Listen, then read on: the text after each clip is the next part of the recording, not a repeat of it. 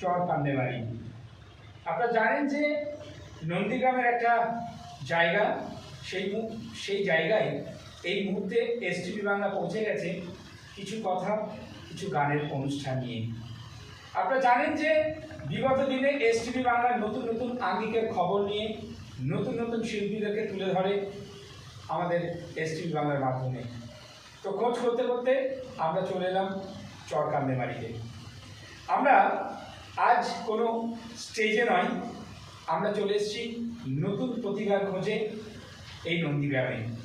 আর এই মুহূর্তে আমরা পেয়ে গেলাম এক শিল্পী, যে প্রতিভাবান শিল্পী, যার নাম বর্ণালী।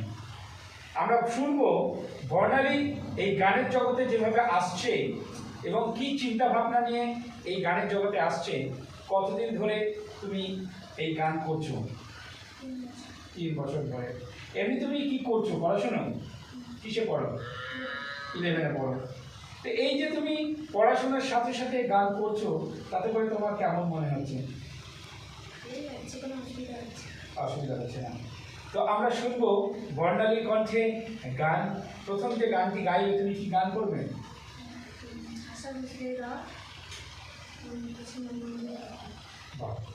সেই আশা ভোসলের বিখ্যাত গান, সেই শুনবো তার কণ্ঠে। শুনুন। চলো ব্যাটারি বেরো, আর একটা ব্যাটারি চলে হবে।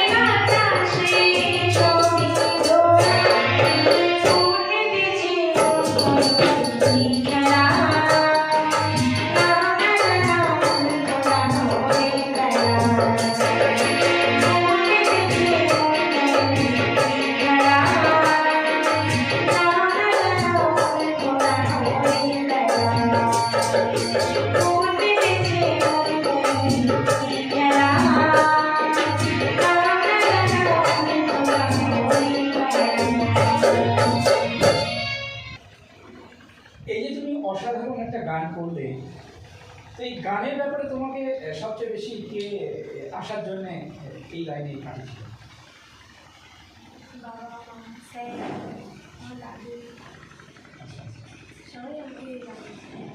তো এত কিছু থাকতে হঠাৎ করে গানের প্রতি কেন এত ভালোবাসা এলো? দাদু গান গাইতেন, তাই গান শেখাতেন, আমিও গানটা খুব ভালোবাসি। আচ্ছা, তারপরে শুনছেন যে দেখুন কত সুন্দর গানের গলা এই প্রত্যন্ত গ্রামে কিন্তু আছে। তো আমরা যদি এইভাবে খোঁজ করি, এরকম নতুন নতুন প্রতিভাকে কিন্তু আমরা আপনাদের সামনে মেলে ধরতে পারবো। এবার শুনবো ওর দ্বিতীয় গান। এবার দ্বিতীয় গান তুমি কি করবে?